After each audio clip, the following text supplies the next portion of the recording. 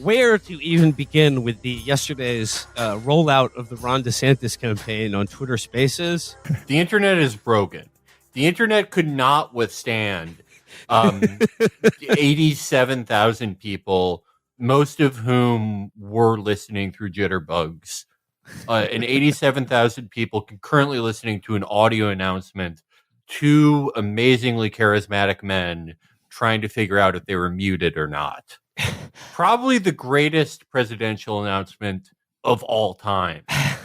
I can't get over the fact that this was his rollout, his presidential campaign launch, and it was in an audio only format, and baffling. And the audio sounded terrible. I mean, honestly, Felix, you're right. Like listening, like trying to tune into that, or listening to like Elon just be like the server. Oh no, that's right. It was humanizing in the sense that it reminded me of like every single time we've tried to do a Twitch stream or even just record this show. Yeah. Except, if I were running for president and then like Chris is coming in. Audio only format. Hi, you know how what you really want out of a big splashy announcement is hearing opportunities. Not audio opportunities. That's what you want. It's like it's just like, hi, I'm Will Menaker. I'm running to start the Great American Comeback, and then it just Chris is pointing at his ears, going, wait, could you just go to the settings? Go to the settings. Okay, can you make sure your output is put to the Scarlet? Output Scarlet, is it in for the headphones or out for your voice? I always forget. Yeah, what a dynamic presence that what a rollout that was. And if Donald Trump was a little bit younger, he could come up with a new nickname for Ron, Dark Side Ron, because it was a very Dark Side Phil streaming experience. What's amazing is that remember when Trump did his announcement, and the next day we were like, he could lose. Yeah, like he used it as an opportunity to sell those trading cards. Don't believe me? Just watch. Ron topped him in every way. Astounding. Yeah, this is like if during the Trump announcement when he's trying to sell the trading cards, if his pants fell down and everyone just saw like smooth genitalia, but also like skid marks on his boxers. That's the only way it could match this level of just general incompetence. Everyone knows David Sachs at this point, right? Oh God, it's David Sad Sachs, and him saying that we broke the internet. It's like, no, the website that you're doing this on broke. That's not breaking the internet. Like this did not catch on. Yeah, it's like more people. There is an acquaintance of mine whose Twitch podcast I did a few times. It's a Twitch podcast with 15 people, and tons of people watch it. This guy named Trainwrecks TV, who's always been very nice to me. He's this guy I know. He left Twitch because they banned gambling. He made a big part of his stream doing online Bitcoin gambling on online slot machines. Twitch was like, you can't do that anymore. And Trainwrecks TV, this guy who's a few years younger than me, he went out and made his own streaming service that he regularly gets more people than showed up to this Ron announcement. So he maybe put him in charge of SpaceX because he seems to not have any of the problems that Elon and Ron just had. Well, I mean, this was an Elon Musk joint to a T. Because the rollout of the Ron DeSantis campaign, just like a Tesla or one of his rockets, was a crash and burn. People bang on the windows to stop them burning to death, and like the whole format of first of all, a big part of this is that it's pretty clear Elon Musk is trying to turn Twitter into like a Fox News competitor, and if you look at all the Murdoch papers today, they are roasting him for this, and yeah, the idea that like this would be a forum where like the candidate would be unfiltered. It was 20 minutes of this. Okay, first of all, most of it was just Elon Musk and Dave Sachs at the beginning. I was like, eventually you will have Ron DeSantis on your Ron DeSantis tour when it started working. And then it was like 20 minutes talking about Disney and gender ideology, and then fielding like the softest questions I've ever. So some people say you would defend America too much, Governor. What your response to that, please? Ron, a lot of people are criticizing you that your marriage is too normal and you shake your wife's hand with too much passion. I love David Sachs. David Sachs is like when Sheldon Adelson died, and they saw that Miriam she's like in soul form. She isn't in physical form anymore. She's like about to go to the Nexus. Republican donors are like, what are we gonna do? We need a new scary genius. And David Sachs was like, have no fear, I've arrived. And then immediately seems to have lost all his money the second that rates went up 1% of he's been honking like a goose for government intervention for a while now. As soon as they turn that money machine, he's like, actually, you know what? Please, government, help me. Yeah, David Sachs is on paper worth like, $900 million. He's going to payday loan places every day to pay for the shiniest shirts you've ever seen. And that side of the party is like, don't worry, we have Sheldon Adelson at home, and he's way better. And Team Ron and Team Elon were like, who's the most charismatic man we know? David, unfortunately, we can't handle video. It will blow up the building that we're in if we try to do video, so no one can see your shiny rayon shirt. But just leave this off. Talk about how Mickey Mouse has a Neo vagina. People love that. And he did it. Out of the triumvirate of those three, it is truly impressive that David Sachs is the most repellent individual between Elon, Rhonda, and himself. Well, yeah, I mean, he's just a sniveling. He's a Grima Wormtongue. He's not even like the guy doing it. He's just like the hanger-on. This is one of David Sachs's questions to the governor. He says, "Governor, I saw the cover of Time magazine this week, and I think they were trying to do a negative story because you were kind of scowling in this portrait they made of you. And in the article they compared you to the Terminator. And I think they meant it as an insult, but I thought it was kind of cool. I thought it was a good thing because I think we need a cool-headed, ruthless assassin to go in and take on the woke mob, take on our out-of-control government, and take on problems like the one on our border. Again, I think it made you sound great, even if it wasn't their intention." Yeah, Ron, you are just clothes, like the Terminator. Motorcycle and pudding packs. Your sugar, man, give it to me. So I can put it in the garbage. That's where it belongs. Your foster parents are woke. I know why you eat sugar, but it's something I can't do, man.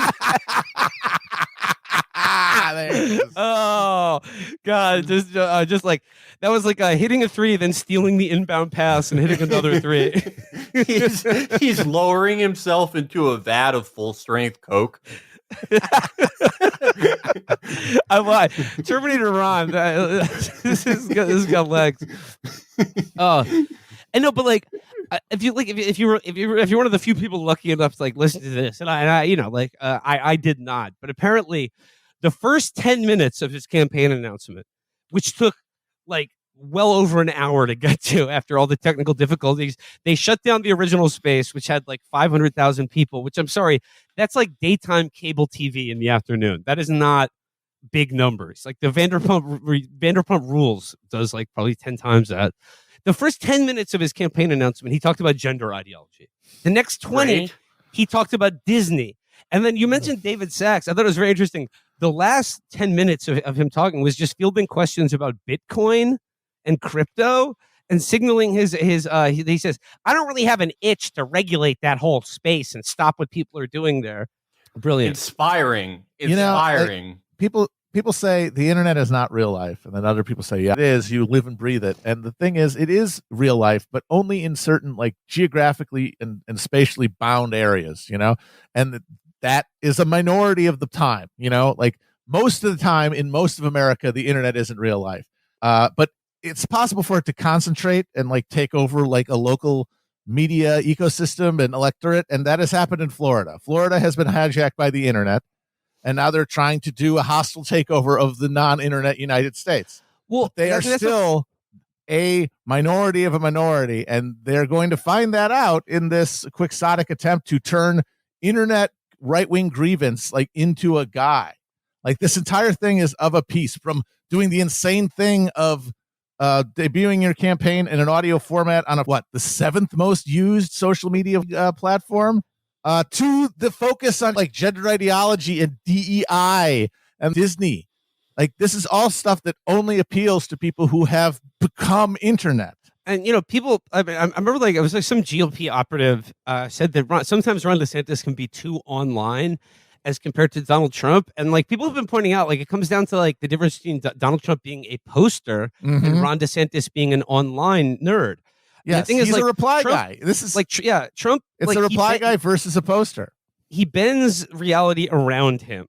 The thing is, like, Trump puts his thoughts out on Twitter, but he is reacting to things he sees on television. Television is what mediates his understanding of the world. Yes, correct. And whereas Ron DeSantis and like everyone who works for him, including Christopher Rufo, who showed up on, a real winner's circle in his inner cadre or whatever. But yeah, like they are totally captured and like responding to shit that it's on the internet. And like, and the fact that they tried to roll this out on the internet is just so baffling to me. What are they going for, that youth vote?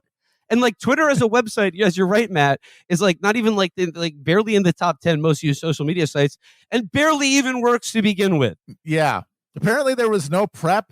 They didn't do any extra, lay on any extra capacity beforehand. They were just like, no, we've done it. We fired everyone, and now it's running on rails, and we can dump this on there with no problem. It's astounding. The hubris. It's beyond parody. It's tedious to point out because like how you wouldn't write it that way. Yeah, they didn't even do like a dry run of it. They were like, okay, we're like, we're an hour out from going live on this big, and like no one in the DeSantis campaign pressured them to do this either. I just thought, like, I'm usually not one to credit her opinion on anything, but Michelle Goldberg made a point about Ron DeSantis that stuck with me, that there's something very servile about him. There's something very submissive in the fact that he like turned over his campaign announcement to Elon Musk, and then that campaign video, and that campaign video that's like the 3-minute Ron DeSantis campaign announcement, half of which are just images of Elon Musk looking cool. How'd he get there? He became a little remora stuck to the side of Trump. Remember those awful ads? Yeah, where he was like reading about the wall to his baby. And it's like he's teaching his children about how awesome Trump is. Everyone knows my husband Ron DeSantis is endorsed by President Trump, but he's also an amazing dad. Ron loves playing with the kids. Build the wall. He reads stories. Then Mr. Trump said, "You're fired." I love that part. He's teaching Madison to talk. Make America great again. He was just a vessel filled with a Florida-shaped vessel filled with Trump. So he has to be latched on to some other figure who actually does act, because he can, as a reply guy, only ever react. Yes. And that's why now he's lashed to the weirdest and most off-putting parts of Trump's appeal, the culture war stuff, because it's the only thing that as governor of New York or Florida and as a husk, he could actually do something. Going, oh, people don't like this woke stuff. Oh, what are they saying on the internet? You don't like that? I'll ban it. You don't like those guys? They're gone. Oh, what else do you want? And that is still kissing ass. That's still following someone. That is not acting. He cannot act. Yeah, the difference is stark. I'm always struck by that. Like the people like Elon, and then to a lesser extent, like, I don't know, some like Team Mitch or Team Rubio holdovers are that they've always made this distinction that people have just accepted. That Ron is like, he's the smart and serious Republican. He's not fucking around and talking about Bruce Orr or fucking, having a meeting with the remaining members of Earth, Wind, and Fire and serving them brisket that's been under a heat lamp for 5 days. But you look at like everything Ron's done, it's like, okay, did he do some massive crazy flat tax thing where everything's replaced by sales tax, something awful, but nonetheless part of a club for growth type mentality? No, he's doing the equivalent of like what Beto would have done if he had gotten in, where he's like, I'm passing in an executive order that says, all of Dr. Seuss's blackface books are good.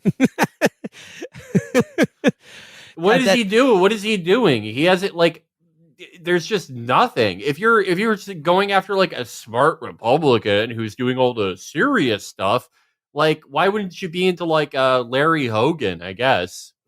someone like that. And that speaks to something. By the way, Glenn Youngkin, who said he wasn't going to run for president in 2024 like a couple months ago, has now said he's reconsidering.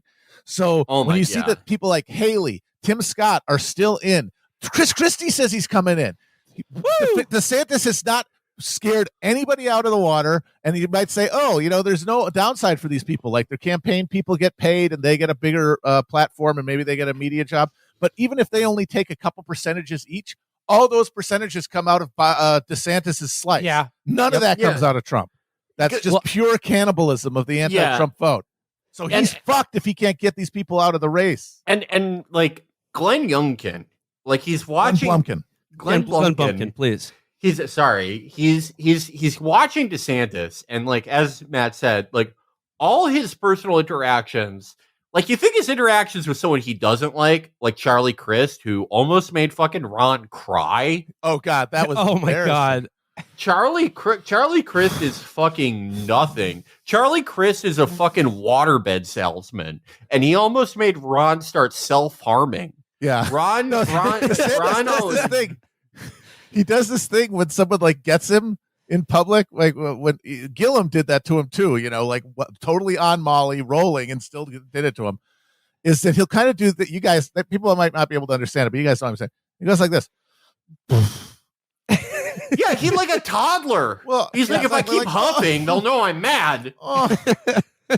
Just like a little baby harump. Yeah. Fucking Andrew Gillum had poppers falling out of his pocket, and Ron was trying to hold his breath until he passed out so they could cancel the debate. Francis fucking Buxton. Yeah. Like, name all the biggest fucking like the Florida Democratic Party are the biggest losers ever, probably. Oh my God. Are like Washington Generals. The guys that the Washington Generals play in practice. Yeah.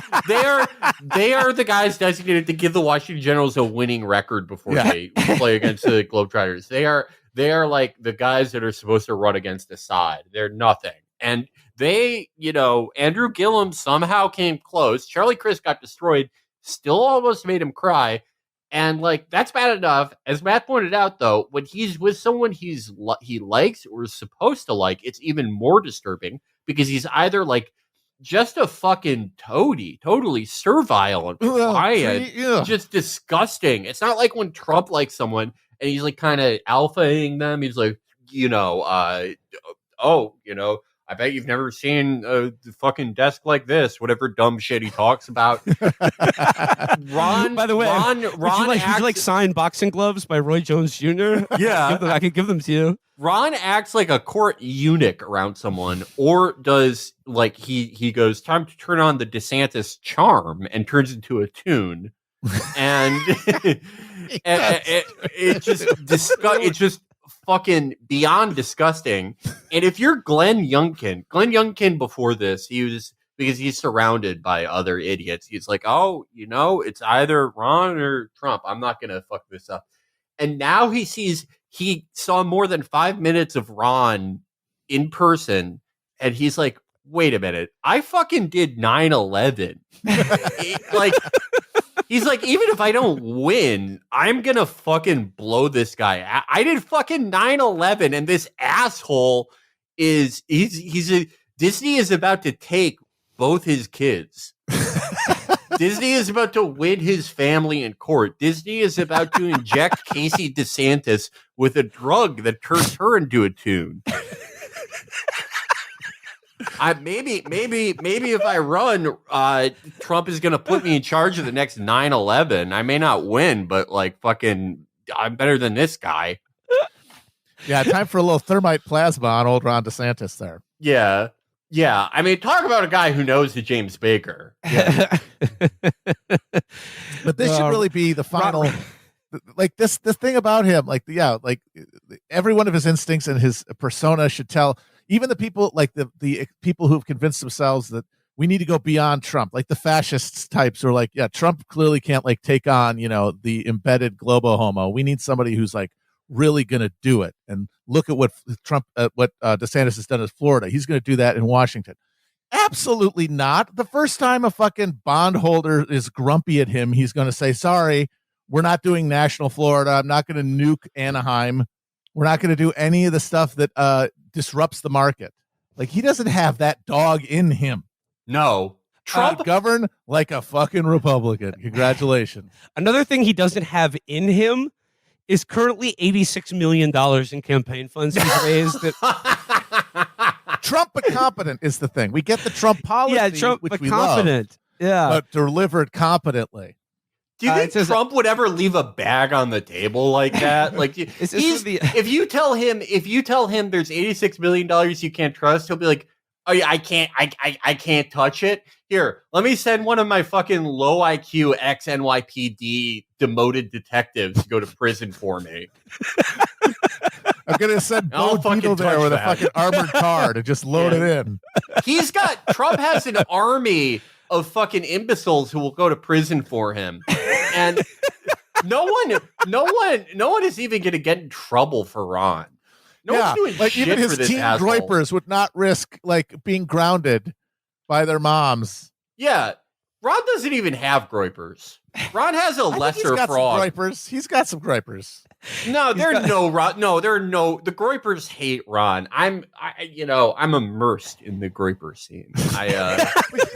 What about what about the Franco enjoyer teens? What are they then if they're not groypers? Because they do like him. Well, those aren't groypers because they don't think the groypers believe in like the glory of Christ enough. Ah, okay. Yeah, and they groypers will say stuff like, "Oh, the Marines are gay," and the Francoist teens will be like, "E dominis patris spiritus sancti." They'll start, saying shit from Boondock Saints that they think's in the Bible.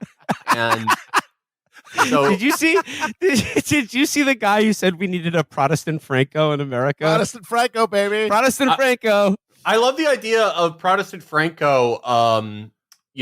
Having a Valley of the Fallen of everyone who died during Black Friday. That's what Protestant Franco has. The cross is made out of smashed shopping carts from the carnage. Sorry, back the to the Sangria de Familia is turned into a fucking Applebee's. The sad story about it is $86 million. This is like $86 million that it's a state political action committee. It says Florida allies raised $86 million that's now sitting in an account that can't be transferred to his presidential campaign. It says here because it was raised and there's something about like the laws changed like after they raised it.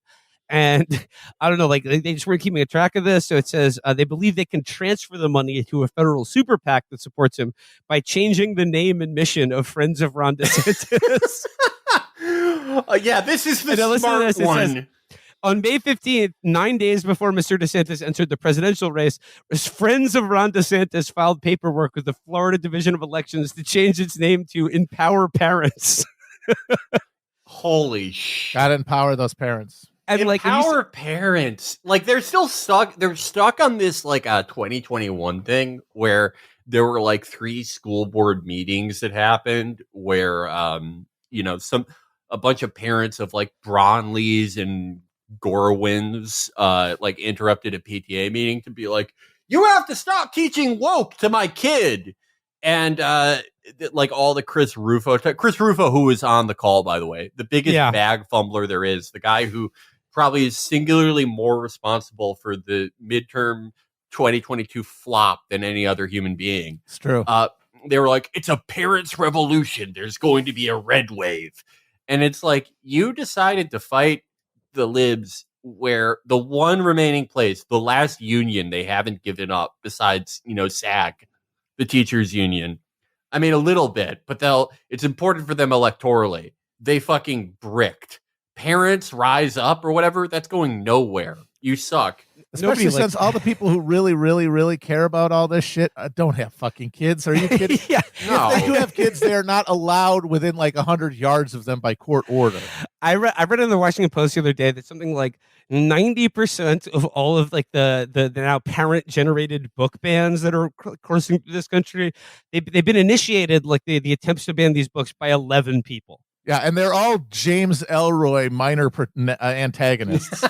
And they're all guys that like Big Pete Bondurant stomps out for being perverted in the neighborhood. Peeping and creeping. He's got Jean Harlow's underwear. Go kick his teeth in. They're teaching CRT to my kids, and then like he gets pistol whipped, and his bridge work falls out onto the street or something like that. Always spitting the bridge work out in the James Ellroy. So yeah, like this bag fumbling on but like let's talk about some of the reactions to the campaign announcement, because like first of all, Trump on Truth Social posted he's calling him Rob now. He's calling him Rob now. Says, people have advised him about the past, and I'm glad he's taking that note. He says, Rob, my red button is bigger, better, stronger, and is working. In parentheses, truth. Yours does not, per my conversation with Kim Jong-un of North Korea, soon to become my friend. Oh my God. I've always loved Donald Trump's affection for Kim Jong-un and Kim Jong-il. He really he loves both of them so much. And honestly, like if he becomes president again, like he said in multiple, he's like, I can't wait to go back and hang out with my friend Kim Jong-un, Rocket Man, I call him. But not only that, did you see the video that like they put out on Truth Social that was a parody of the Ron DeSantis Twitter announcement? It's like a video, breathtaking. It's a video that's like a parody of a Twitter space, but you can see like the participants in it are Ron DeSantis, George Soros, Hitler, and Satan. And it's like it's a long video. Maybe we can play play a little audio from it, but it's a long video that's like. Anyway, guys, we invited everyone to this Twitter space, so Governor Ron DeSantis could. Everyone, just shut the hell up so I can make my announcement, okay? You go, girl. Wait, the devil is gay? So what? Everyone in this call is gay. I happen to know every single one of you has a secret gay lover hidden in your closet. Guys, can we please just calm down? So anyway, guys, I just wanted to announce that I'm... Okay, I can hear the governor very well. Shut up. Would you please shut up already? Actually, a pretty funny parody of the technical issues, but then it just divulges into like Adolf Hitler being like, I am gay! Everybody on this call is gay! They're gay Jews! Oh my God. Team Ron could never come up with something as whimsical and fantastic. It's not happening. I mean, he still can't attack back. No, he can't strike Trump. Like the closest he came was he said, like, well, unlike some people I know, I'll be able to use things like interpretations of the Second Amendment, Article 2, rather. I have experience using Article 2 of the Constitution to really change things. And some presidents, they can't do that. It's like, holy shit, dude, you are Liz Warren. Oh no! The other thing that he would like today, I think he was like trying to drill down to the real policy details of what differentiates him from Trump, and he was just like, and the thing he was trying to ding Trump for was like passing some big like voting for or like passing this big like omnibus spending bill, and he was like, he's spending trillions of dollars or whatever. It's just like no, like asshole. That's just only for when a Democrat is president. Nobody gives a shit about a spending bill when a Republican is president. Certainly not Republican voters. Mm-mm. But yeah, there's some other good reactions. This one is from I love the DeSantis cucks. They're so funny. This is from Ben Shapiro. He says, tonight was a perfect encapsulation of the campaign. If you're obsessed with the optics of the Twitter Spaces glitch, then you're probably not going to vote DeSantis. If you're interested in political substance, DeSantis is your likely candidate. And what I love about that is like political substance doesn't matter if the vessel that political substance is in. Also there was no political substance in that. It was just like Ben heard someone with an equally annoying voice talking about the founding fathers knew that the republic that they created wouldn't last. It instill values in the people. And then my personal favorite from our longtime friend of the show, Megan McArdle, who wrote this. I think that was probably a mistake for DeSantis because it denied him the usual screenshots looking presidential in front of, flags. But it was an interesting experiment and demonstrated a certain amount of policy fluency that conventional events can't. And then my favorite... Yes, screenshots, Ron DeSantis' best friend. No one has benefited more from being captured on video and isolated than Ron DeSantis and all the amazingly brave faces he makes. And my favorite reply to this was someone called Lone Gardener of the Apocalypse, who just replies to Megan, mistake? It was a beautiful thing. Wonderful in its earnest ordinariness. The questions were good, his answers spot on. People may disagree with him, but the Twitter Spaces debut was brilliant. He can still be president if you vote for him. Yeah, it's parallel Warren. It really is a repeat of the Warren cuckitude. It is perfect. We're always looking for who the Republican Warren was. It was, first it's Josh Holloway, then it's Tom Cotton. No, it's Ron. It's Ron because his fans are the most Warren-like. Mhm. He just gives them shit. He just gives them the worst ideas ever. And they're like, he has plans. Look what he's doing while Trump's fucking meeting with Dennis Rodman. He's making a bill that says that, you can't be woke. What are you talking about? I don't know. I've seen some speculation that you can't bury Ron yet because these are all based on national polls and not Iowa and New Hampshire. But I don't know. I just saw a poll from Iowa that had him down 30 the other day as well. So Trump didn't even win Iowa the first time. Damn. Yeah. It's funny though because they're not one but two Rich Lowry pieces in the last couple days before this Twitter announcement. One is entitled "He's Not Dead Yet" from the New York Times. And the other's titled "The Conventional Wisdom About Ron DeSantis is Wrong." And there's one really great line in this. Or there's a couple. Oh, this is it, where he says, I just want to say, while you're looking for that, I'm sorry, but you're talking about politics. The conventional wisdom is the only wisdom. That's the only wisdom that matters. There's no cult truth that has power. If conventional wisdom is he's a bitch, I'm sorry, sir. No matter how many objections you can conjure, he's a bitch. I like this, though. He says, "What is Mr. DeSantis? He has spent the past several months talking about his record in Florida more than about himself, which is admirable in a way, but policies don't tell a story. At the moment, the average Republican knows little or nothing about his Yale baseball career." That'll do it. That'll fucking Excuse me, call. Yale baseball career versus one of the best baseball players in New York City. Yes. The best baseball player.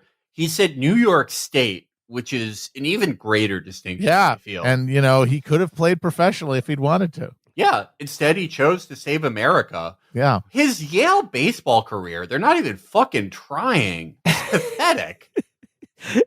Oh wow! He went to an Ivy League institution where he played baseball. Oh my! What? That's You know why he was good at baseball, despite going to Yale? It's because of my favorite part in DeSantis's book when he says, "Though I grew up in Florida, my parents' roots were in Pennsylvania and Ohio, and they instilled a blue collarness." I'm culturally Midwestern. I love that. He's a second generation blue collar Midwestern guy. That's why he's so fucking great at baseball. Yeah, that's not at all how PMC treats shit. Excuse me. Hey, do you want to get a blood test to see how much blue collar DNA you have? Maybe. Yeah. Are you 2%? I have epigenetic trauma from clocking in. Are you going to write a Scrapple recipe with a bunch of pilfered recipes, just like Pow Wow Chow? I'm 98% white working class, 3%. Who cares? He is like every person who institutionally supports him. All the people from those national conservative projects called the White Picket Fence Project. They're all the same thing, they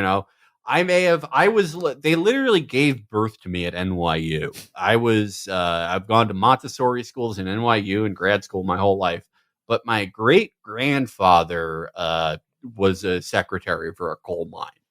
So it's in my genes. But Lowry has some other this is another interesting way he frames how badly Trump has abused DeSantis so far and how meekly he's taken it. He says here, when Mr. Trump put a bounty on Mr. Kemp's head, that's Brian Kemp of Georgia, for the offense of defying him after the 2020 election, the governor responded deftly. He said that Mr. Trump had a beef with him, not the other way around, and when responding to Mr. Trump's claims about the election, did it dispassionately and factually. He survived Mr. Trump's onslaught, but had the advantage of fighting a proxy war in a primary battle on his home turf rather than running directly against Mr. Trump. Mr. DeSantis would do well to study the Kemp example. While it shows it's possible to win against Mr. Trump, it also underlines that it has to be fought with care to avoid triggering a defensive reaction from his fans.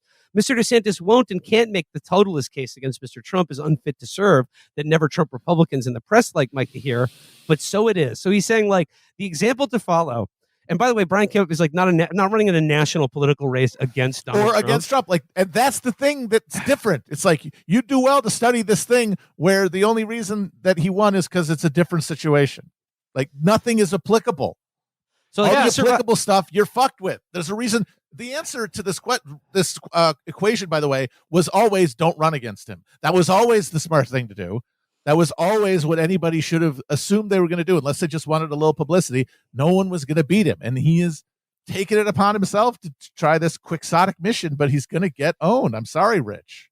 And like it's also like DeSantis already did the thing that made Kemp successful. He won a gubernatorial race, like that. He won it by more than Kemp. What's your fucking point? And like, no, but like the thing is like to follow the example, even though it's like he's running directly against Trump and Brian Kemp wasn't. The example like he needs to follow is just like if Trump attacks you, just like meekly submit and say like, oh, I have no problem with him. Yeah, no, like you know, like it's just like and like respond in a way that doesn't anger his fans, which is like sure, that sounds great. Kemp is also like Kemp is the archetypical governor, you know. DeSantis is successful because, as we've stated, the Florida Democratic Party is just, you know, they are what they are. And, you know, everyone who's hootin' moved to Florida. Georgia, little tougher state, but Brian Kemp he's the guy you want for governor. He's just a big fucking smiling old oaf who gives a good handshake, you know? DeSantis can't have Kemp's simple affability. Kemp doesn't like cause birds to attack him every time he speaks. And sorry, just one more line from Rich Lowry here. He says, there's no doubt that DeSantis has had a tough couple of months, especially in the national polling. But the idea that he's a weirdo and incompetent who has no possible national future is an example of conventional wisdom running out of control and distorting reality. It's just that wish casting. Just if you will there's no dream. I got to say, though, there is one way that I could see Trump losing. Maybe not to DeSantis. Maybe, you know, his weakness draws another bigger buffalo. But shout out to my friend John for pointing out this possibility to me. Trump could lose if he is on Ozempic. Oh, wow. Yeah. Because okay. Imagine what he would look like if he got the Ozempic rapid weight loss, like the Jonah Hillification. Imagine the Jonah Hillified. That would be Donald horrifying. Trump. That would be horrifying. God. Well, not only that, anyone would want to look at. I mean, forget the rapid weight loss. Apparently, some of the other side effects of Ozempic are like also like cutting down on like compulsive manic behaviors. So that would also be a huge disadvantage to Trump as well. It would be like Austin Powers losing his mojo. No mojo. Yeah, I've lost my mojo. If he lost the impulse to like give the oldest surviving astronaut McNuggets, that's it. And I guess the other thing was the last thing Lowry gets to is that DeSantis should talk about electability because he was like Trump blew what should have been like an easy election win for him. I got news for you. Most Republican voters don't think he lost that election. So that ship has sailed. So you're not going to talk about Biden defeated him. It's like, well, no, he didn't. He found the one weird trick to avoid the stigma of loser that sticks on an election loser. You just say you're not an election loser. Done. If they have a psychic connection to you deep enough, they will go along with it. And the greatest part about that is no one who's even running against you on the Republican side could go, no, sir, you lost. Yep. Can't do it. And I guess like I think I want to return to from the beginning is this idea that like Elon Musk is trying to turn Twitter into like a cable news network, but they can't even get like an audio only spaces to work with a few 100,000 people tuning in. I mean, like, or just like, what do you make of the idea that like, I mean, apparently, like, he's gonna have like Tucker is gonna have his show on Twitter. Like, what do you make of like Twitter being like the #1 free speech platform in the world? Like, i.e., like just like another right wing media outlet. Like, I mean, what do you think? Like, is this the rebrand that he's trying to go? Is there money to be made here?